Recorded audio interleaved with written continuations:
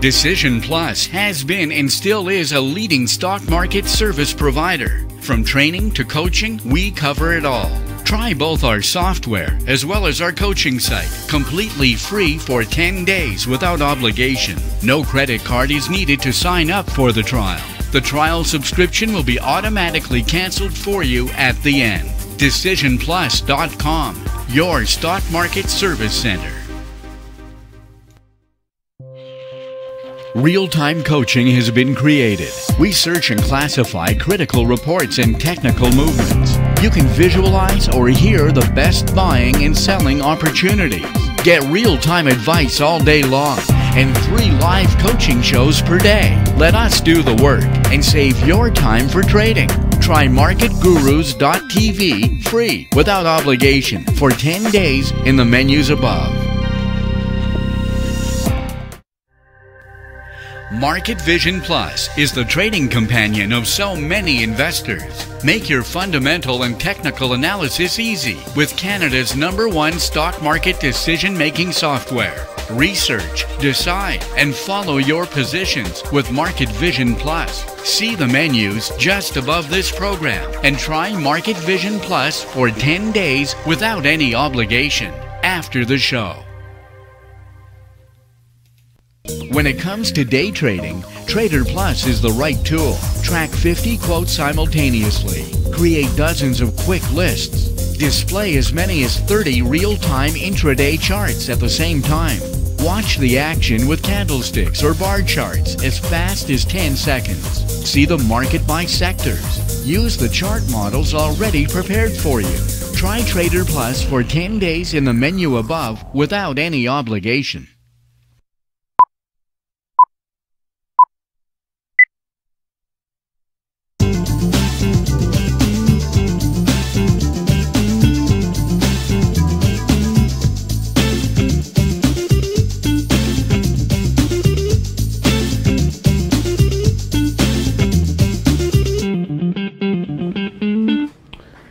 Hello everybody, welcome to the Swing Trading Show. Today we're Tuesday, August 11, 2015. The question bar is open, folks. If ever you have any questions, feel free to ask them. The major news today, it's about China, where the Chinese government has decided to devalue their currency. This move, I'm not saying it was not expected at all.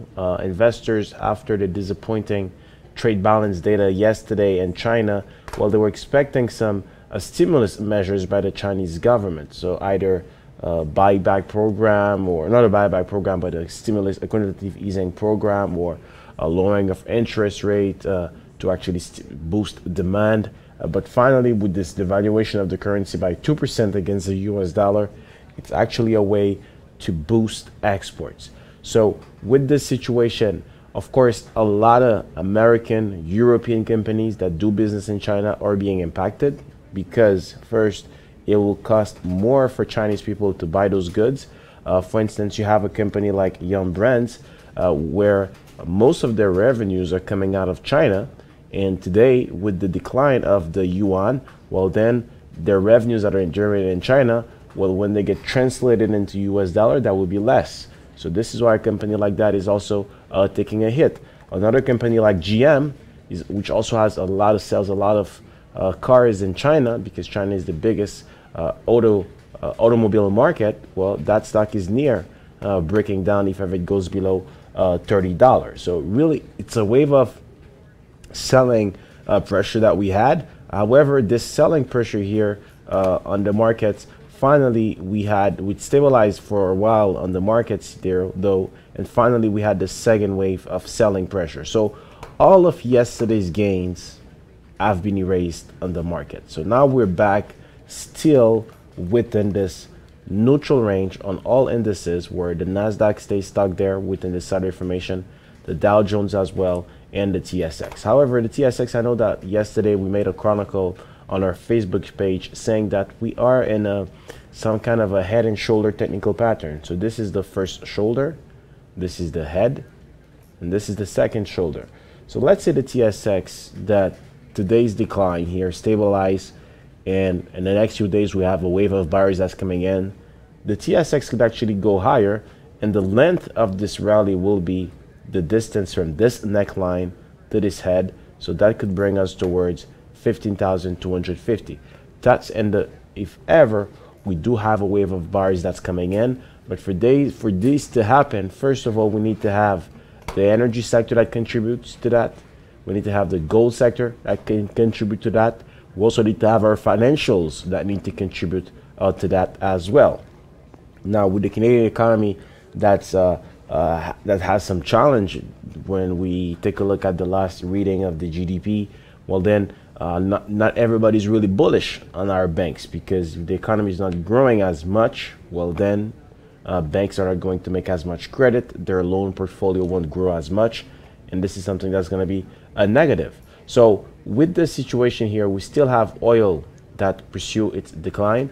The thing is, on oil, supply continues to outweigh demand.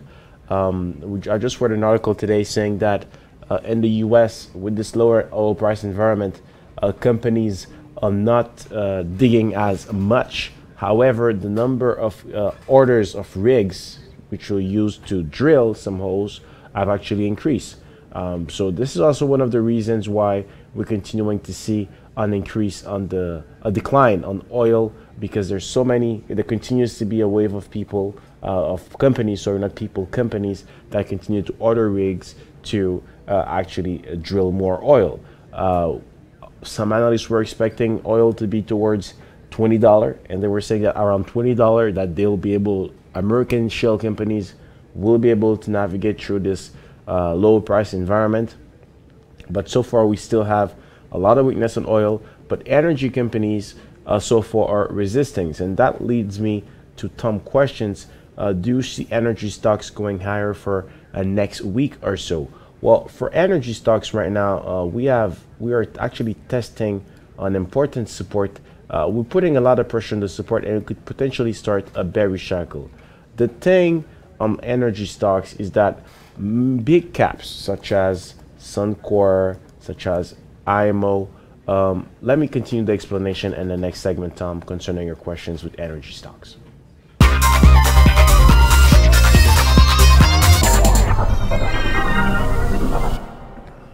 So companies like Suncor, like IMO, company, for instance, like ExxonMobil, well, those companies here, yes, they have posted earnings that have slightly disappointed investors because of the low price environment, but those companies are still generating cash flow.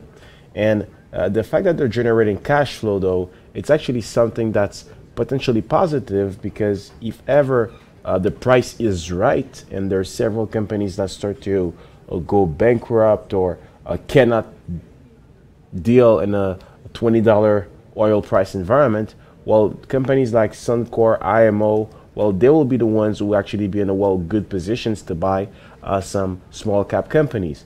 So do we have on the next week a potential for this to happen? No, not next week. I think it's definitely a trend that could be installed, but really we need we definitely need to have the appetite from those major cap companies that do have cash flows. So the thing is, I would like you to take a look at is to continue to stay technical on these companies. For instance, Precision Drilling, as long as it stays within its other information, I will not get into it. I know it's a small company. I'm not saying any company could be a target from a takeover. I don't know a lot about Precision Drilling, but I know that Precision Drilling, if it goes above 725, that's going to be the go on a stock like that. For Torque Oil and Gas, higher than 750, that's going to be the go. So for next week or so, I cannot say that we're going to have an increase on energy stocks. Today, they're resisting, which is a good thing. I think that in the medium to long term, we could see a wave of buyers coming into the energy sector, only if the appetite from major cap companies are there to actually acquire some small, medium, junior players in the shale sector or in the oil sector that do have some cash flow problems. So what I'd like you to take a look at is definitely to continue to take a look at, make your research, Tom. Take a look also at companies that do have a lot of cash flow problems. For instance, we know that this was the case for Pacific Rubials. I think it's PRE, Pacific Rubials Energy. This was the case. This company had a lot of cash flow problems. We had a buy offer on this company, but finally some investors were not happy with this buy offer. This is why the stock declined. but that's typically the type of company where we could expect to see a wave of buyers coming in, especially companies with good projects and with cash flow problems. I know that we had this company here. I think it was this company that we hosted as an interview. It was Quattro Exploration. This company, for instance, what I know is that they do have some great projects. They're generating cash flow. They had some problems with their earnings recently because some of them have been misstated. The CEO said that it took the measures to correct that. Now, this company at 25 cents is going to be interesting. So a small junior like that could definitely be one that some investors could be interested in getting in. The CEO in the last interview said he was ready for $20, $40 price environment for oil. But so far, this company is taking a hit. Of course, maybe their revenues have declined, their cash flows take a hit. But however, it's a company that will be worth to be watched if ever there's an appetite from major caps for small to major caps, from small to medium cap companies. Hi, Chris, can you explain to us what is meant by 5-day or 30-day volume weighted average share price? Do you have an idea how this is calculated? I'm not in a rush for an answer. Well, this one here, Bear, I think I will keep that question. I'll make my research and I'll answer that to you because definitely I have to make my research to see how it's calculated for your question, though, because I don't know the answer right now. So it's good to mention that you're not in a rush, but I'll take my time as well and I'll try to answer that question tomorrow, Bear. Now, for the market situation, though, overall, in terms of the sectors, I know yesterday I've talked about the steel sector where we had an attempt to start a bullish cycle on hopes that the Chinese government was going to adopt a stimulus program, but finally this currency devaluation is not so positive for the resources. So a lot of resources sector upward momentum of yesterday has deflated. Stocks like Nucor that broke out is having a correction. Other stocks like Steel Dynamics continues to stay neutral. Same thing for United States Steel. So the fact that they stay neutral, I think it's still a situation where you should watch them because the measures taken today by the Chinese government will potentially have a positive impact in the next few months whenever we have another trade balance data. Find answers to your questions by emailing your host at btm@decisionplus.com. 5 good reasons to manage your investments with National Bank Direct Brokerage. Commission fees fixed at $9.95 anytime for all clients and starting at only $6.95 for active investors. No administrative fees if you hold at least $20,000 in your accounts. Registered accounts available in U.S. currency. Powerful tools to help you manage your portfolio. Award-winning customer service and satisfaction levels amongst the highest in the industry. To learn more, visit nbdb.ca or call us now. Real-time coaching has been created. We search and classify critical reports and technical movements. You can visualize or hear the best buying and selling opportunities. Get real-time advice all day long and 3 live coaching shows per day. Let us do the work and save your time for trading. Try marketgurus.tv free without obligation for 10 days in the menus above.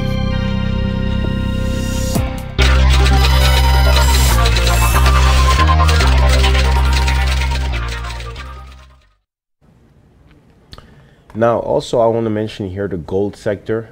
Yesterday, I've talked about potential bullish divergence that we had in the sector. This bullish divergence is continuing slightly. Yesterday, there were a lot of stocks that were active for day trading. I know I've mentioned a stock like Barry Gold, a stock like Gold Corp, a stock like Franco-Nevada, which was one of the best breakouts yesterday in the gold sector. Well, those breakouts are continuing slightly. You're not in a situation where I think today you could open some positions on gold stocks because really the thing on the gold sector, what we'd like to see is the sector going above 129 because it will go higher than this morning's opening. And why it rose at opening is because when the Chinese government decided to devalue their currency by 2%, there was a rush to safety. And gold bonds have been the beneficiaries of that. because if ever China does that, well, it's going to have an impact on a lot of other companies that do business with China. And most big companies have business in China. So this is something that actually created a rush to safety. But finally, it seems like investors are saying to themselves that, you know what, there might be a rush to safety, yes, indeed. But we have to take into account that in September, Ms. Janet Yellen is probably going to raise interest rates. So why should we rush as much on the gold sector? Now, for day trading, folks, I think that the key alternative, the key strategy for today is to favor all the volatility NTF. So this is why for today, among our day trading picks, we have recommended all those followings. Those are all the best day trading opportunity. First, TVIX. If you take a look at TVIX, now the targets could be 610, but now it's not in a situation to buy TVIX because we have an overbought situation. Now if we take a look here at TVIX, at the stock here, now at the ETF, sorry, one entry point here, another one there. The next entry point is going to be at 595 whenever this ETF reverses its downward trend. There are some buyers who are coming in, but not enough to allow the ETF to go higher, so you have to watch that. Now, HVU on the TSX, several entry points. One here, another one there. The next entry point is going to be at 308. UVXY, one of the most active ETF.